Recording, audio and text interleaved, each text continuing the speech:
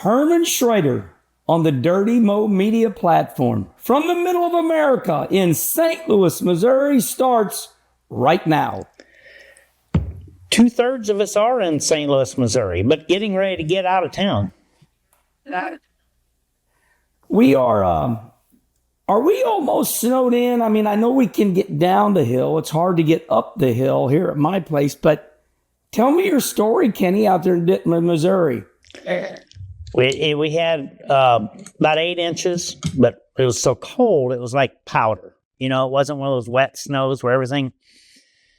So we got the we got driveway in front of the haulers, which are backed in the shop. We got 2 haulers leaving at 11 o'clock to head towards Florida.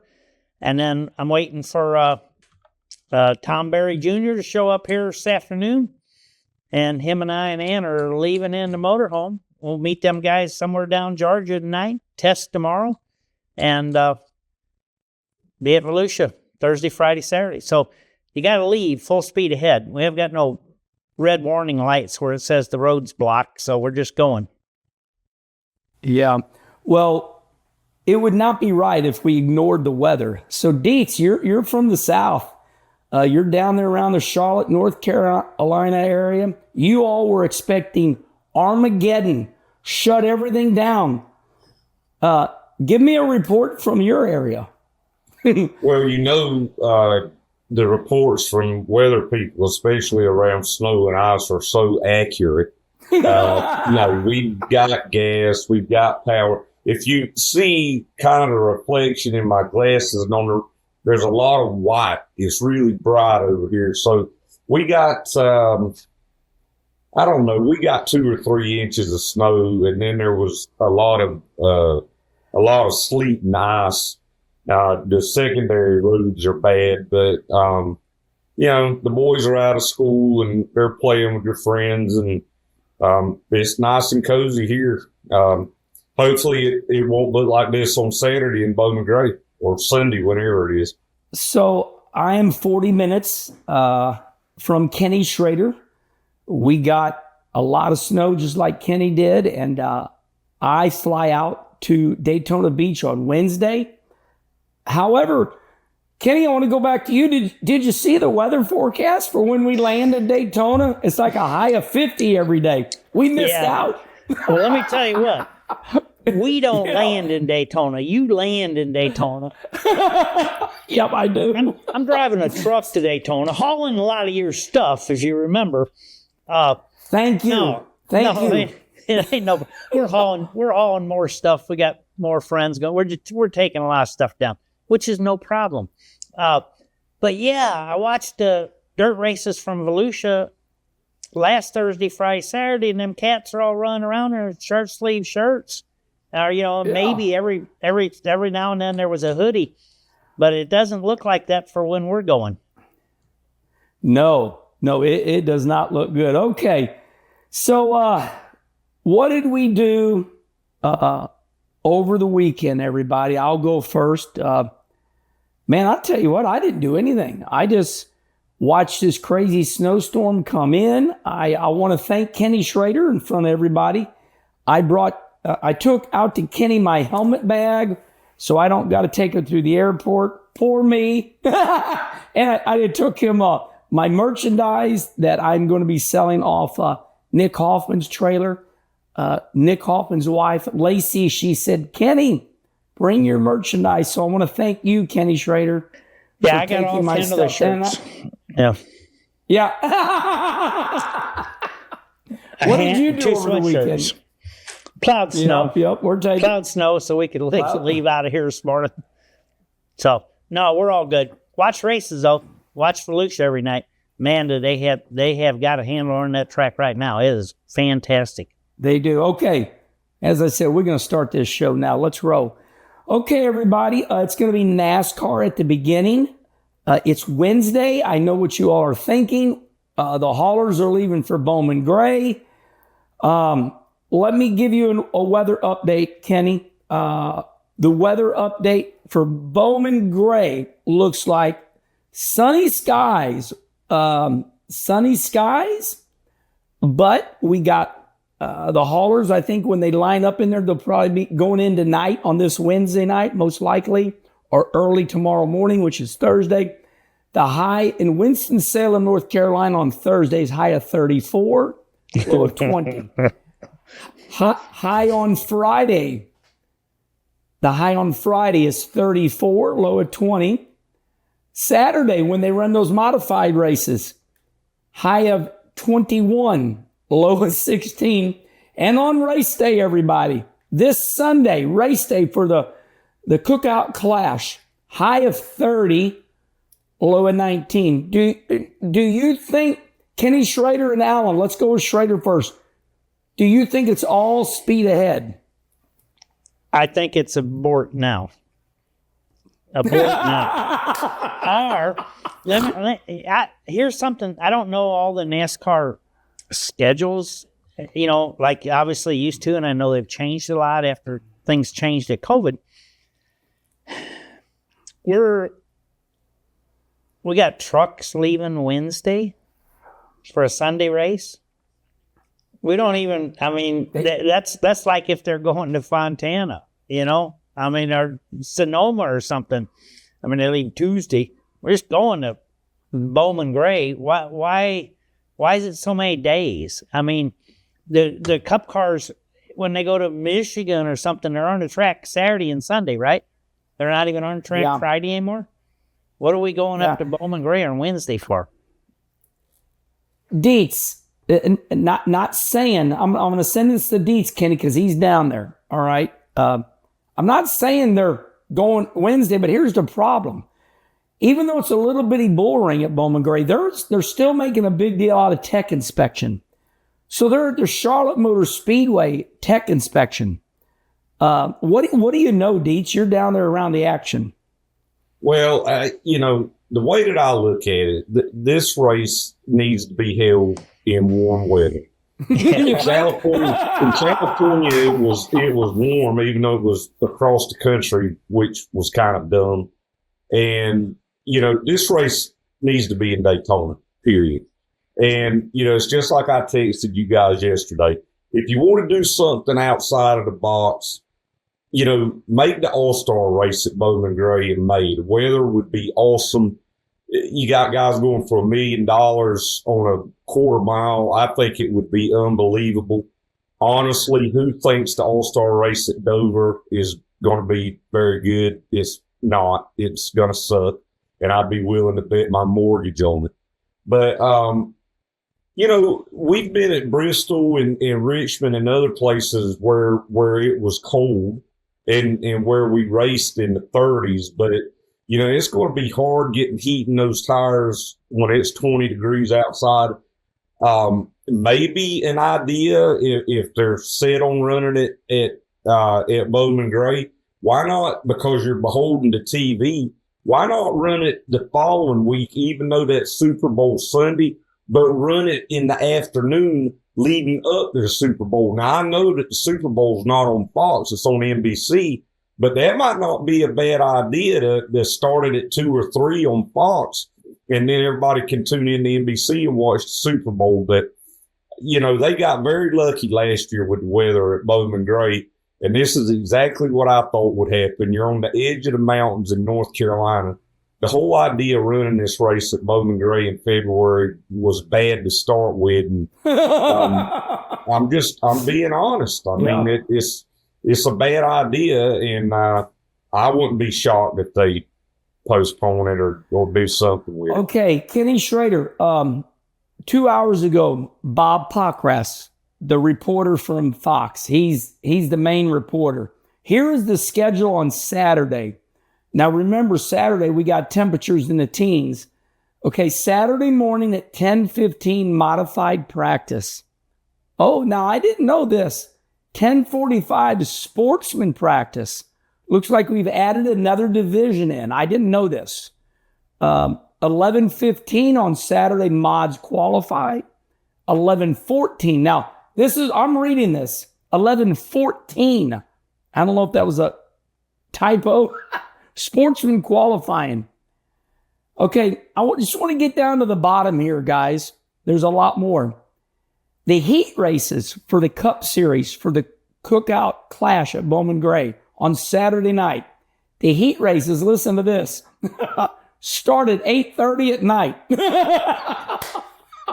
Oh, boy. Yeah, it'll be 12 degrees. What do you think, Kenny? You sticking with? I'm a NASCAR supporter. Don't always agree with everything that comes out of there, but I'm a supporter.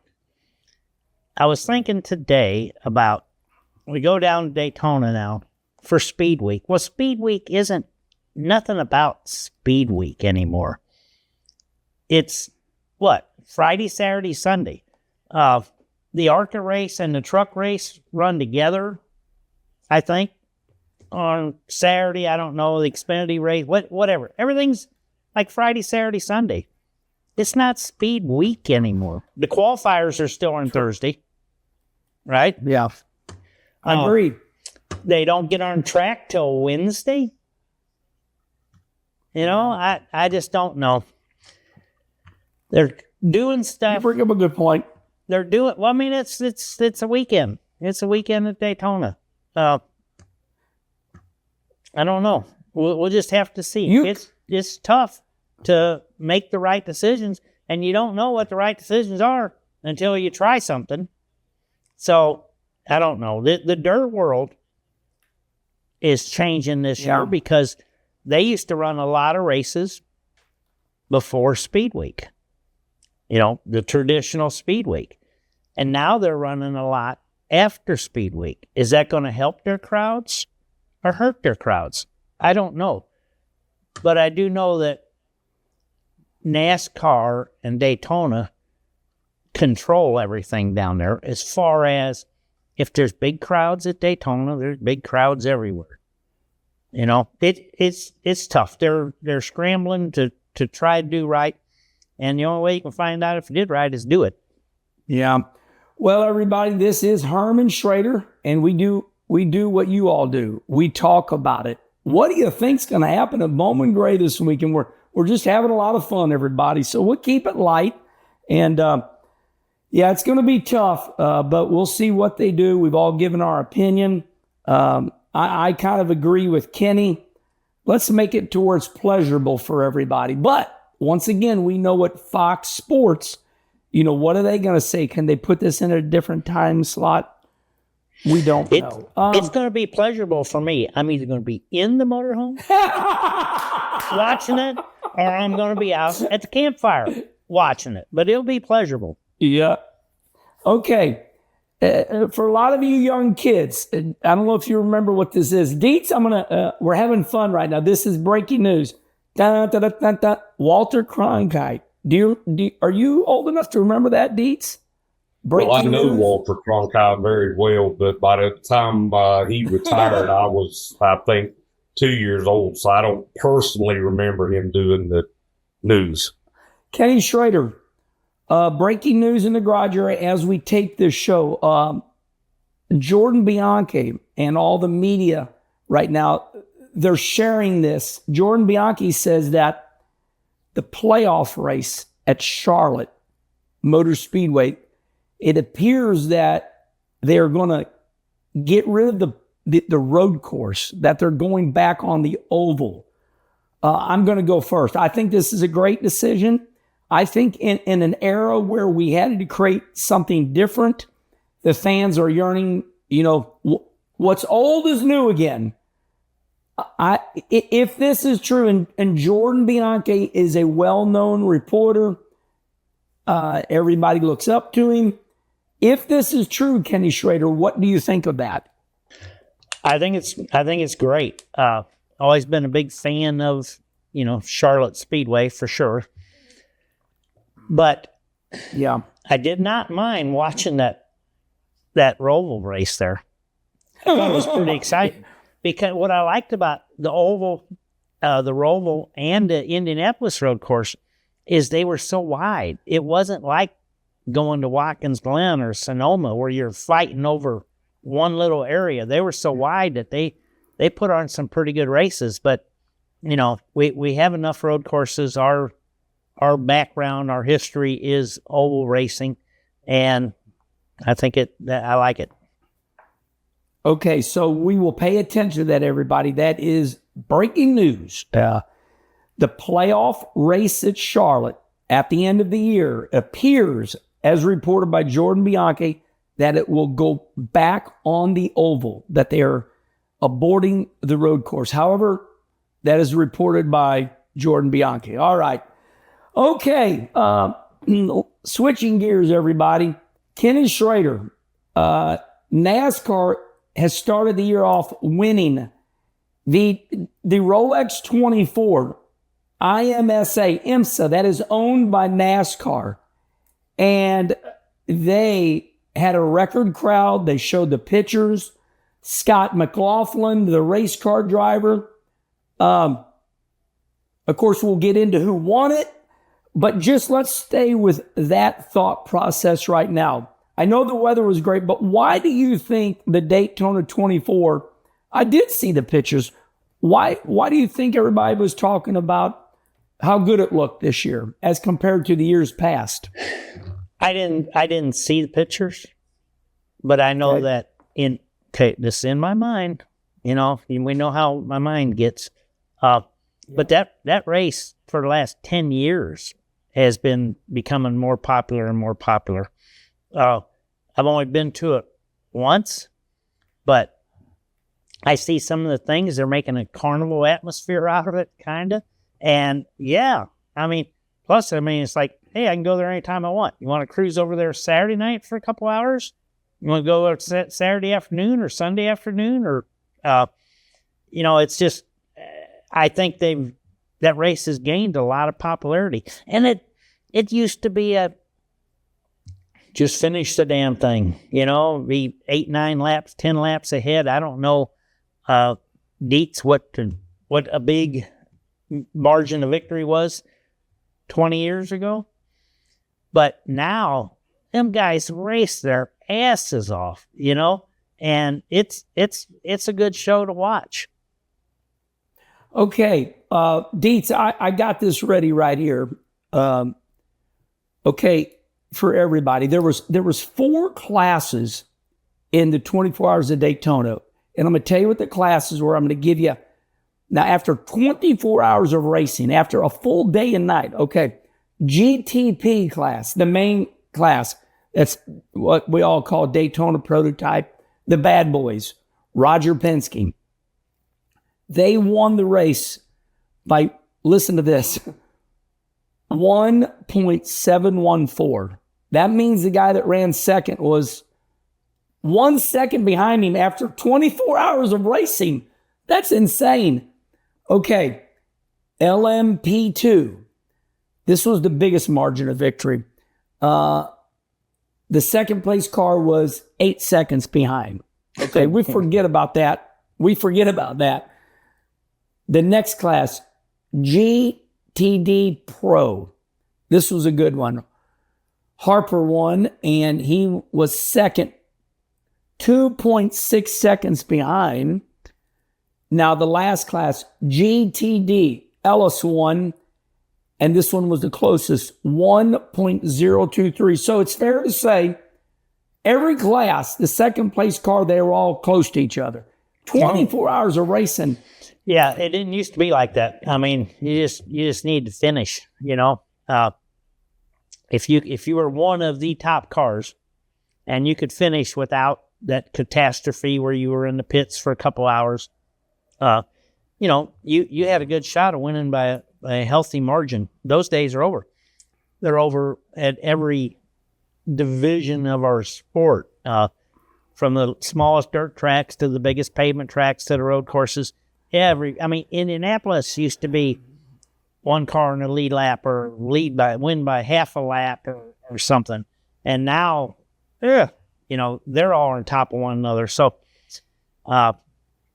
spec cars, somewhat spec, or tighter rule books have brought everybody closer together. Dietz, I'm going to throw this to you. Is the NASCAR stock car division, like the Cup cars, Xfinity, trucks, Do you think they can learn something? I like what Kenny Schrader had to say there. You look at all these Formula One races. Inside the racetrack for the 24-hour Rolex race, you have the Ferris wheel going around. You know, you got this atmosphere. Man, there's something going on there. You know, I mean, I know we have the souvenir trailers at the NASCAR races. Do we need more things to do on the 2 days leading up to these NASCAR Cup races? Well, to answer Kenny's question, the largest margin of victory was in 1988. Jaguar XJR9 won by 10 laps. Or 1 minute, 27 seconds, basically ahead of the runner-up. And that's the way, you know, that it typically was. And, you know, you look back, Ned Jarrett won the Southern 500 in 1965 by like 12 or 14 laps or something like that. So, you know, it's like Kenny said, those days are over. Here's the way that I look at it. You know, I think NASCAR in recent years has tried, you know, with the Ferris wheels and the outside atmosphere and stuff like that. Formula One races are basically over after qualifying in the first lap. True. But you see the popularity of it now. I think for NASCAR, and, you know, you and John Roberts are doing it. When NASCAR was at its peak in the early 2000s, all the stuff going on outside the event, in the midway and stuff like that, before the races started, were big and attracted people with trackside and all this stuff to do. And I think, you know, more stuff like that is good. With a NASCAR race, I don't think all the stuff going on during the event is necessary, because the races are short enough and compact enough and close enough that I don't think you need to do all that stuff. But I think leading up to it, that's where I think things like trackside and all the stuff outside the event are good. Okay, moving forward, talking about the race itself, Kenny Schrader. Here we go again. The captain, Roger Penske. Now, this is going to be his year, because this is Roger Penske's 60th year. So they're making a big deal out of this. You know, Roger and Rick Hendrick, they make a big deal out of their success. They celebrate it. In Roger Penske's 60th year, this was his third 24-hour win in a row. Just talk about the captain. I mean, we celebrate him every year, but what do you think? I mean, it doesn't come as a surprise, you know? It doesn't. No, it doesn't. I think, didn't Ganassi do it one other time, I think? Ganassi won it 3 years in a row, I believe. Yeah. I read Oh, that. yeah. Yeah. But, you know, if Roger, now this is just me, and, you know, we all have an opinion, just like we all have lots of things. But if Roger decided he wanted to win the World of Outlaws Sprint Car Championship next year, I would not bet against him, you know, because he comes up with the resources to do it, and he knows how to run a very successful business and how to put the people together. So Rick and Roger and Mr. Ganassi I'm going to go with those three, just because they've been so, and Roger more than Rick, but Rogers and Chip have been more diversified as far as running so many different type of divisions. Rick's run a lot of other stuff, but not full-time efforts like Roger has and Chip have.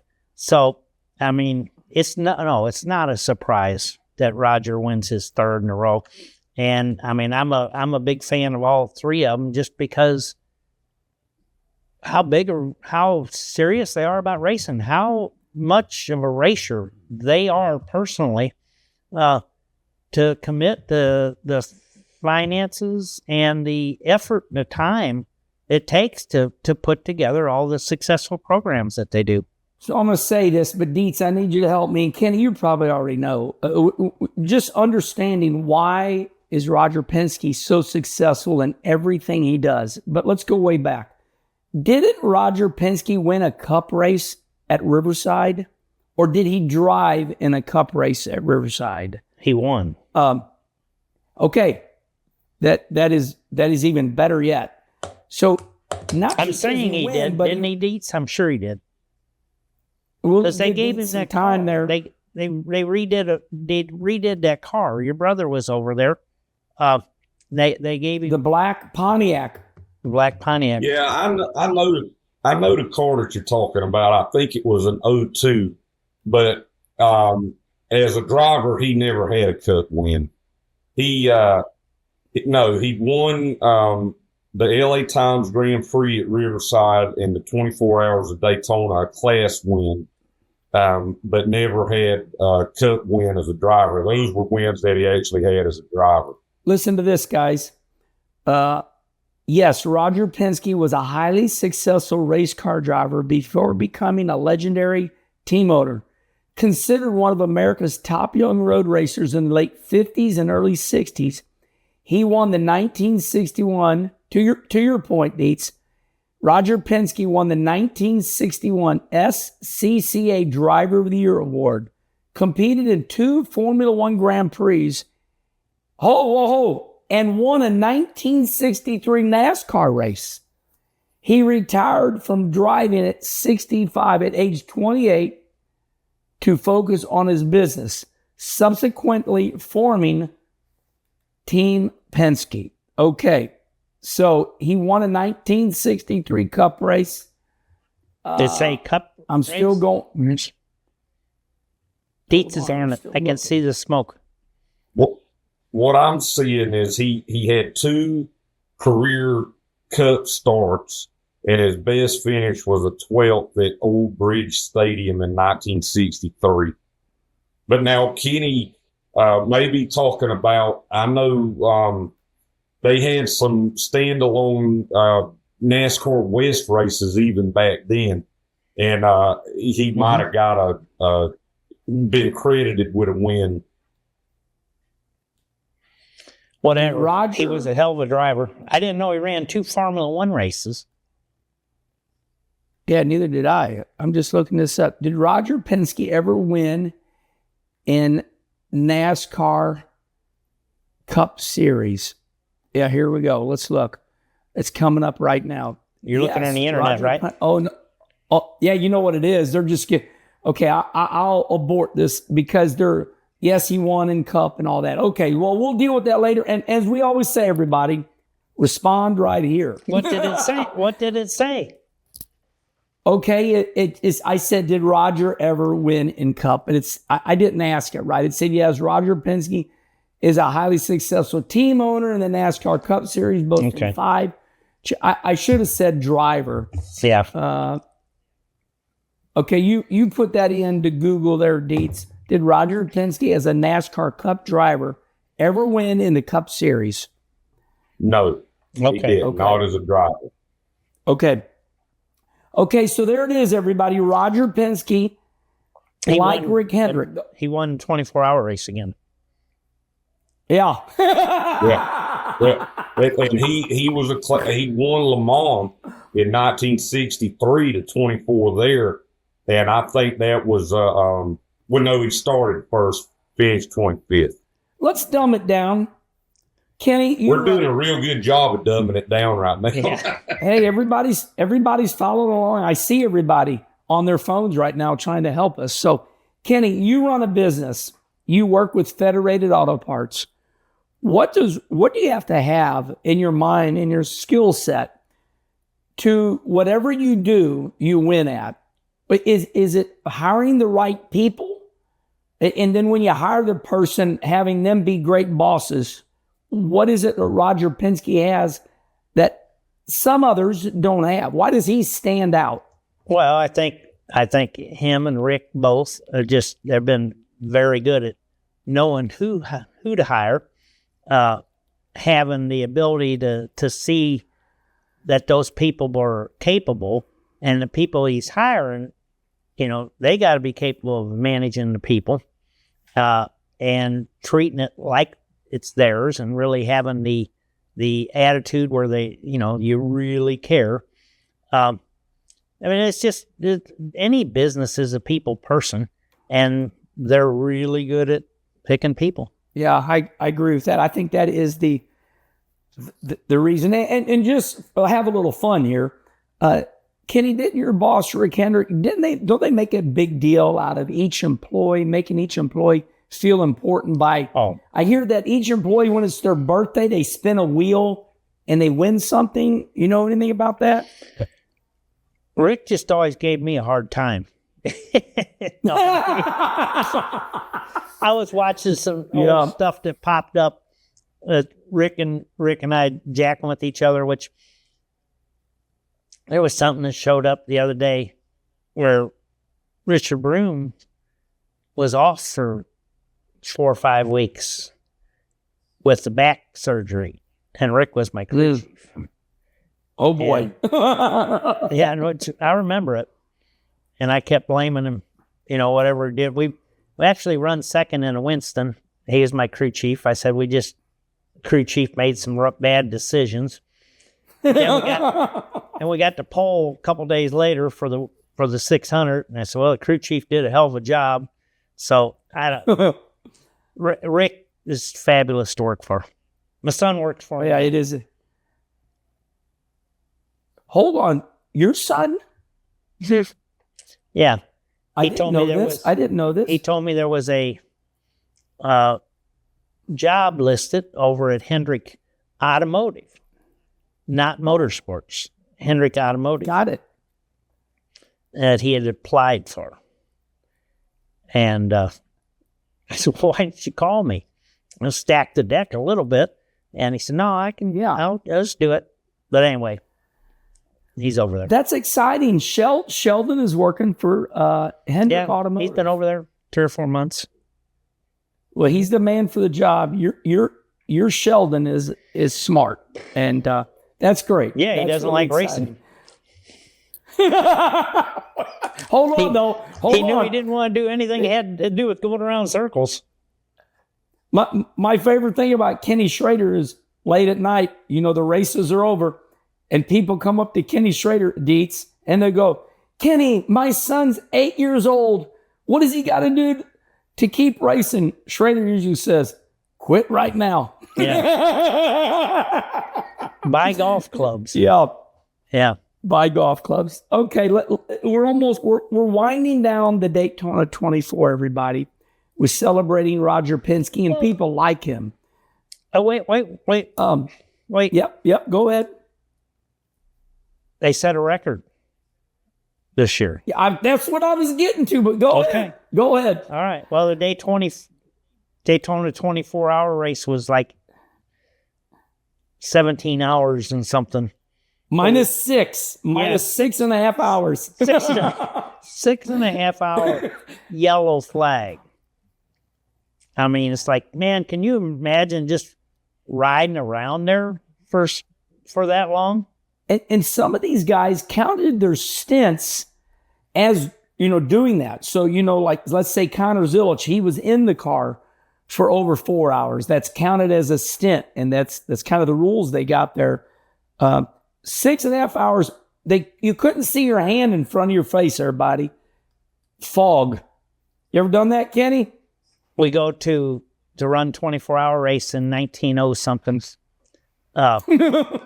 Must have been 1986. Bill Elliott, Ricky Rudd, Kyle Petty, and myself. So we're in a team meeting. We're running a Roush Mustang. We're in the team meeting. And, okay, you're going to drive an hour, you're going to drive an hour, you're going to drive an hour. Then we go hour and a half. And Bill's like, can't I just drive 6 and go home? And he said, no, Bill, you can't drive 6 and go home. He said, you can't drive 6. We do every week, but I mean, we don't drive 6, but we had a lot of over 4s, And he said, let's just all drive 6 and go home. Man, it sounded like a good deal to me. And then Oh, my at that God. time, a little off subject here, but at that time, you pitted for brakes and tires at this lap. This is when you're going to pit. And, well, you can't argue with Jack because Jack was, he was so successful there. But it's like, lap 30, we're going to put on tires and brakes? Yes. Well, what if the yellow comes out at lap 28? Well, then you're going to ride around 2 more laps under the yellow and come in and put on brakes. Well, why wouldn't we come in on lap 28 and put on the brakes? Make that change under the yellow because that's not on his schedule. Y'all are going to have to explain this to me. I don't understand it, but you couldn't argue with them because they won a lot of those races. But it was a little different then. Scheduling. Okay, everybody. Scheduling. Yeah, it sounds like my wife. We have a schedule here, and you come home from the races and always ruin it. I'd walk in the door, and she'd have the kids under control, our 3 daughters, and I'd do something wrong. You're messing up our scheduling. We have things scheduled. Okay. Well, we have a lot more to go to. I didn't realize. We've got to talk about the NASCAR Hall of Fame. We need to say something because these gentlemen did do good. I'm just going to say the 3 names, and I think we'll all take a driver. Well, no, I think we should all talk about it. All right, Ray Hendrick. Now, that is the legendary orange number 11 with flames. Ray Hendrick in the modifieds. Harry Gant, handsome Harry Gant.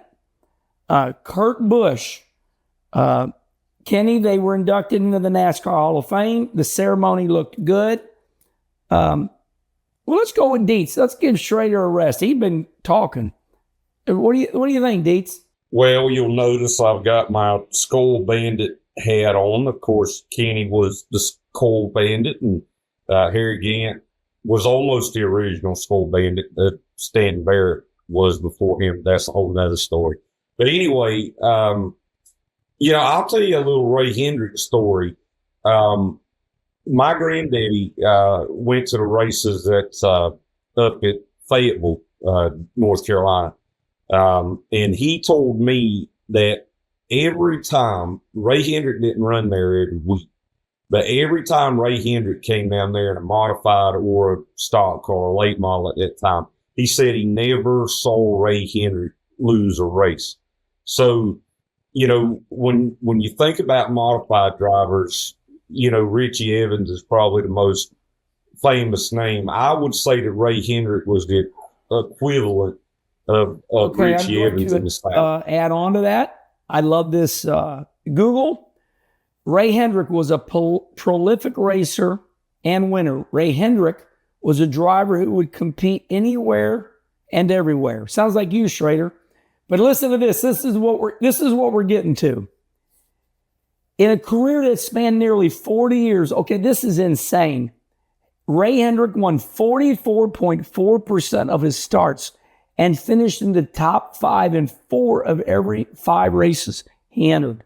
To your point, that's insane.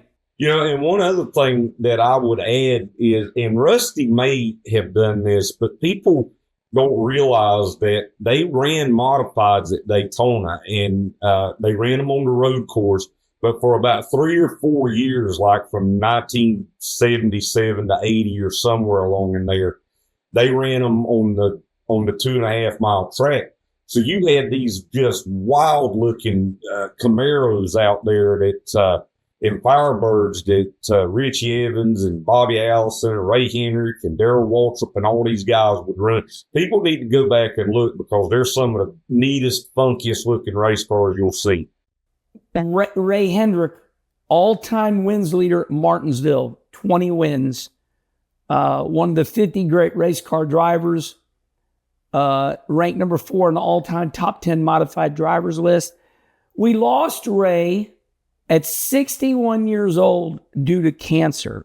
So just a quick look at the great Ray Hendrick. And boy, when you go back through the stats, it does remind you. Kenny, I like it that you always give the people of the past. You really give them a lot of time, and I've learned that from you, Kenny.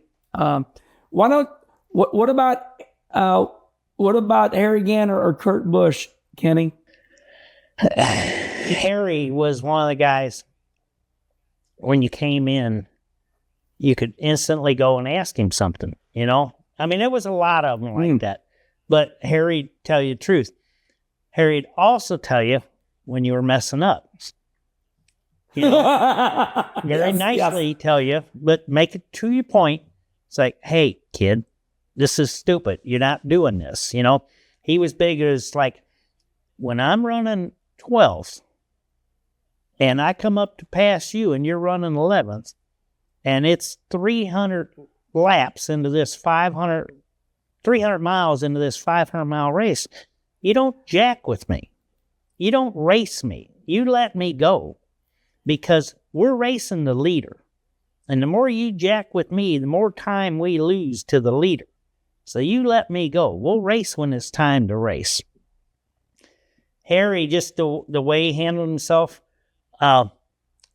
you might not, you know, your guy might have been Darrell Waltrip, or it might have been your brother, or it might have been Dale Sr. or Terry Labonte or whoever. That was your guy. But there was nobody that was really not for Harry, you know? Nobody would say, oh, I don't want Harry to win. Everybody liked Harry, and he just the way he handled himself, he was great. And he didn't start cup racing until he was, I don't know, Neats.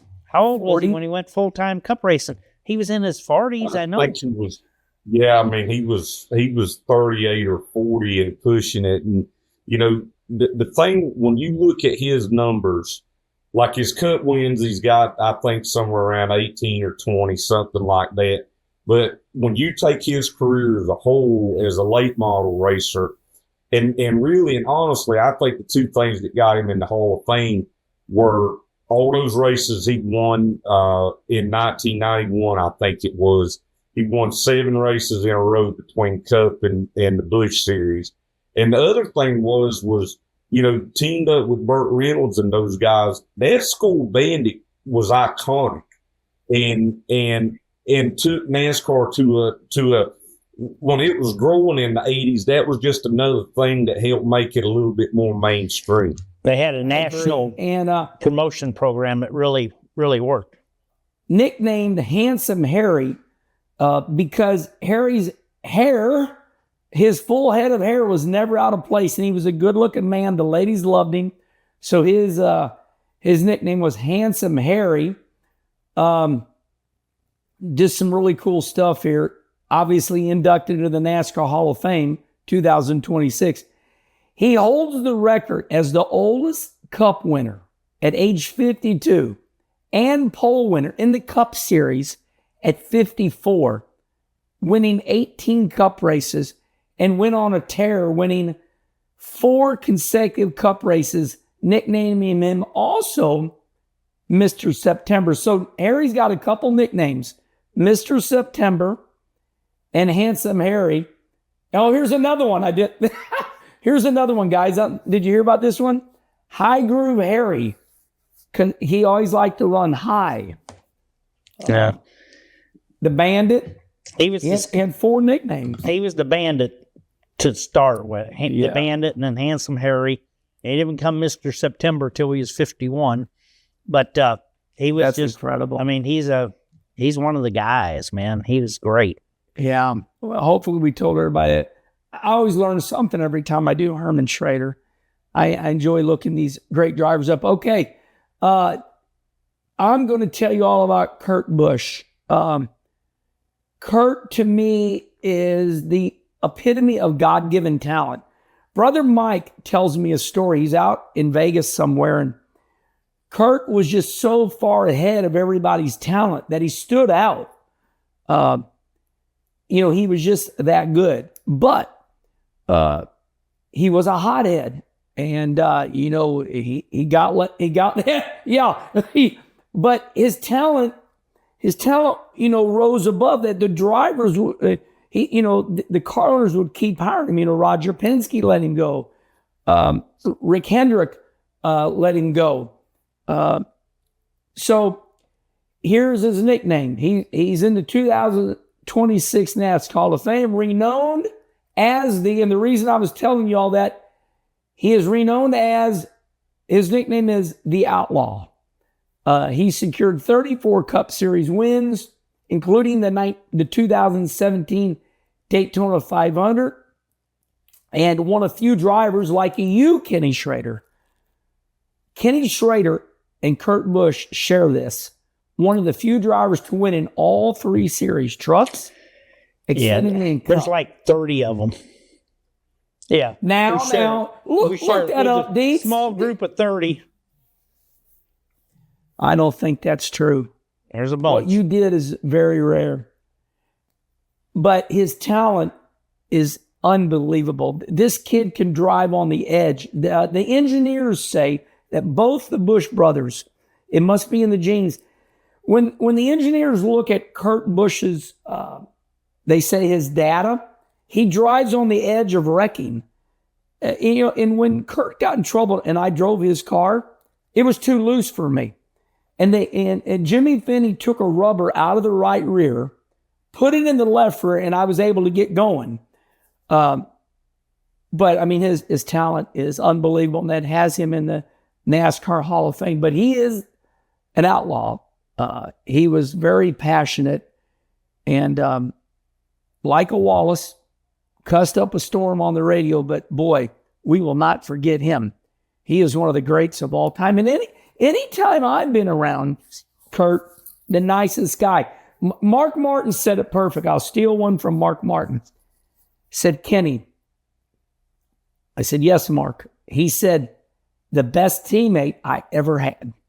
The best team I'd ever had. So, all right, everybody, that's it. You got anything, Deets? I see you pushing buttons there and things like that. You got anything? Yeah, I looked it up. It's 39 drivers that won in all three series. Which, now listen, when you think about all the drivers,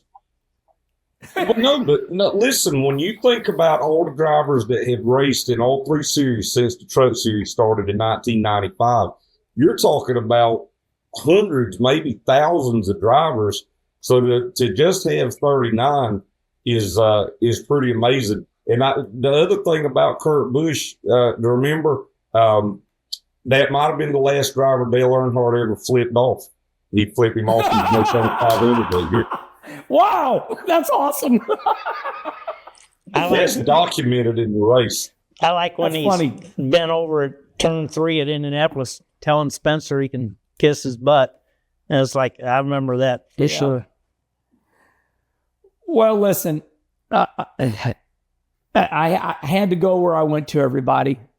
I had to get to why his nickname is the Outlaw. He is the Outlaw because he is obviously one of the greatest drivers of our generation, but did lose some of the greatest rides of all time. But Kenny, but both guys, one of the most impressive things that I think he did, when you look at what he did in James Finch's 51, and when you look at what he did in that Furniture Row 78 to get that team to be a championship caliber team, I think that's as impressive as anything that he did. And the fact that he was able to come back from some of those controversies and actually become a mainstream driver again with big time rides. And I like that. Because he did overcome a lot. That is a great point, Dietz. I like that. Because, his actions, it's kind of like, God, but look how great he is, Yeah, okay. Well, congratulations to all three. They're definitely worthy of being in the Hall of Fame. Okay, Kenny, are you ready to go dirt racing? Ready to go. Okay, I know you're going to help me, but I'm just going to go and stay at Volusia. You want to take it from there? And I mean, we got our notes, but they went to Volusia. It was the Sunshine Nationals. It was the World of Outlaw late models. 3 days, Thursday, Friday, and Saturday. Yep. Now, you're going to have to help me. I watched all three. That's okay. that you're going to have to help me. I know that when they paid the $20,000 Saturday night, Tim McCready was our guy. Let me just say this. Madden won the first night. Yes. Hudson O'Neal won the second night. And then, yes, McCready. And that is the talk right now. And I see Freddie Carpenter say something that kind of tugged at my heartstrings. Me and you don't like to hear it, but Freddie Carpenter said that McCready winning at 51 years young is good for the sport. Just like we all say about you, Kenny, and I won't embarrass you. But to see Tim McCready at 51 years old, I mean, hammer that thing for 50 straight laps. Popular win, Kenny. Oh, yeah. Well, and I think, Tim's very popular anyway. He knows all about his cars. He's been around them forever. He's worked on them forever. Man, you talk about coming from a racing family. Oh, my gosh. Is Daddy Bob, no telling how many of the dirt car races in the center steer cars that he's won. Yeah, he's been on a road for a number of years when it's, guys start getting tired and he's still out there hammering. What a fantastic start. Now, I'll tell you what's going to get exciting is we were out of Phoenix in Casa Grande and watched Hudson and Little Pierce. And watched Hudson and Little Pierce again at Volusia. And beating on one another. Not so much beating on one. It's, just, getting real aggressive, bouncing off one another a little bit. And that's way too early in the year to be beating on each other, the same guy, that much. I think Team Longhorn Chassis with Kevin Rumley and Bob Pierce need to have a phone call with son Bobby because, they are a Longhorn dealer. Longhorn is a chassis make. And Bobby Pierce. And I like that you brought that up, Kenny, because I followed Jacqueline, which is Kevin Rumley. Kevin Rumley owns and runs the 6, which Hudson O'Neal drives. Jacqueline says, run over again by Bobby. So you're right. That needs to be put out. It'll get put out. It'll get fixed. Might be more stuff bent before it gets fixed, but it'll get fixed. Yeah, I don't know if I keep going up against Hudson O'Neal because basically, they're going to build those cars there at Longhorn. I'm sure. I don't know what Bobby pays for, but they're both great. But boys, we don't have a profit margin in this dirt racing. I agree. Okay, so Chris Madden wins the first night. He does some slide jobs with my guy, Nick Hoffman. I'll be driving Nick Hoffman's modified at Volusia this week. But Chris Madden and Nick Hoffman went at it, and Madden come out on top. Hudson O'Neal about lost it on the last lap on Saturday or Friday night, Kenny. Hudson O'Neal popped the nose, and Turbo was underneath of him, side by side, down the back straightaway, coming to the checkers. So on Friday night, Hudson O'Neal and Turbo held his lane. Schrader, I was impressed. Was Hudson on the outside? Yes. Yes. Very brave. Very brave. Yeah. And then McCready had the car to beat. You could kind of see that on Friday night. McCready just flat won. They did tend to close in on him. Brandon Shepard did close in on him on Saturday night, but McCready won it. You tell it's okay. Where's Annie at? What inspires that? No, I don't know what's going on here. Okay. All right. Hey, while he gets that straightened out, back on that Tim McCready deal, winning when you get to be over 50, I mean, dirt late models, you're slinging those things and doing everything. But it puts you in a different class. I mean, we know what Schrader's doing now, but when you think about guys like Freddie Smith and Larry Moore and even Bloomquist, Buck Simmons, guys like that, they were winning races up in their 50s and 60s. And that's not something just anybody can do. So it puts him in a different class at this point in his career, I think. That we're not pushing these cars around, or we're not carrying them. You're sitting on your ass using your shoulders. I mean, your arms and your legs, and holding your neck up. It's not like, if you do it all the time, it's not like it's a deal where we're running a marathon where the 20-year-old is going to have a distinct advantage over the 50-year-old. So, I mean, that experience factors in.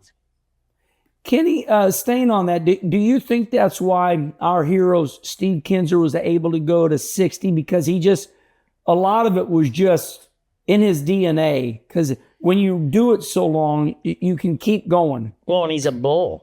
He was a bull. He's like Buddy Baker. He has no neck. Upside down. He was an upside down triangle with a header on the top. He was just, Buddy Baker is like, wow, one guy I'm not going to make mad is Buddy Baker, So, I mean, that definitely helps. Yeah, Kinser, 60 years old. And Kenny, is your friend Steve Kinser is he going to be parking his motor coach with you at Volusia this year? I don't know. We've been beating on him. He says he thinks so, but I don't feel it when I talk to him. I don't think his son Craig's coming home, and got a new grandbaby, and they're getting home coming weekend, and I think that's going to mess him up. Yeah, that changes that definitely changes it. Okay, everybody, it's time for jokes. Hey, I got one, and I got to tell it. It is so damn funny. Okay. Deets, here I go. I'm kind of like Kenny Schrader. I got a joke. Okay. 5 ants rented an apartment with another 5 ants. Now, there's 10 ants. Tenants. 5 ants rented an apartment with another 5 ants. Now there are tenants. Okay, bye. Yeah. That's what it says. Okay, bye. Okay, bye. Bye. In other words, I'm out. You had to stretch for that one, but I thought it was funny. Well, now I can't read it and talk to you guys at the same time, so I'll just give you one, and now I'm going to have to try to do it from memory.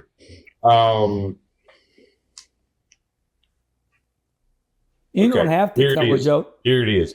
Why is it bad to iron a 4-leaf clover? I don't know. You never want to press your luck. Oh, that's good. I like that. It makes sense. I don't have anything. That's okay. That's okay. We've done our job here. I think we did. We had fun. All right. If this show wasn't a joke enough, that's all we got.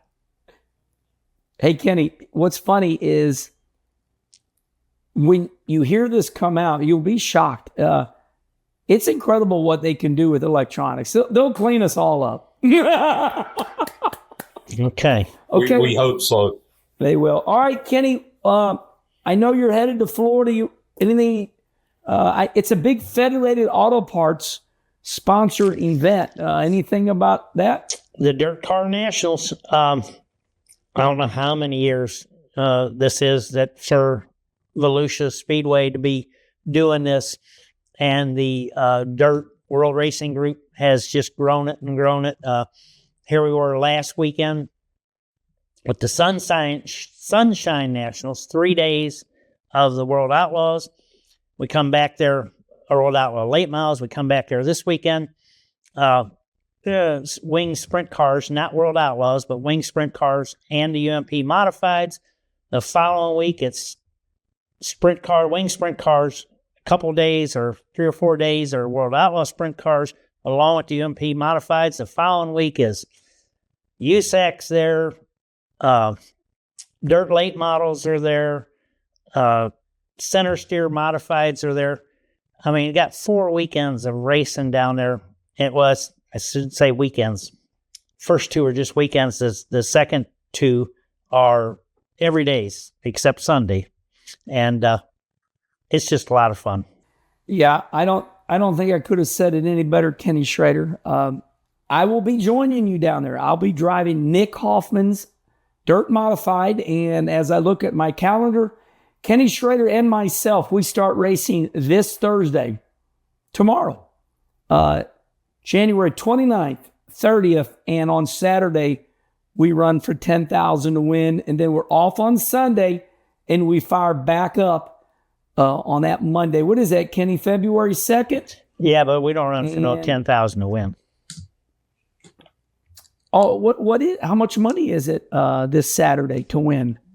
Not near that much. Big one. Well, it's darn it. We don't run for no 10,000. But anyway, I will be driving Nick Hoffman's modified. Looking forward to it. Come up to his souvenir trailer. Rhonda Hoffman, his mom, Lacey, they'll be selling Nick Hoffman's merchandise, my merchandise. Have you found out what it pays to win, Ken? Yes, it is $10,000 if you win it the next 4 years in a row. Come on. This Saturday pays how much? $2,000?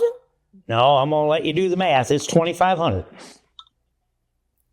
$2,500 is all it pays to win this Saturday. Well, we got when to the guy that's used to running for $700 a win a week shouldn't, used to run for $700, so you shouldn't really complain about the $2,500.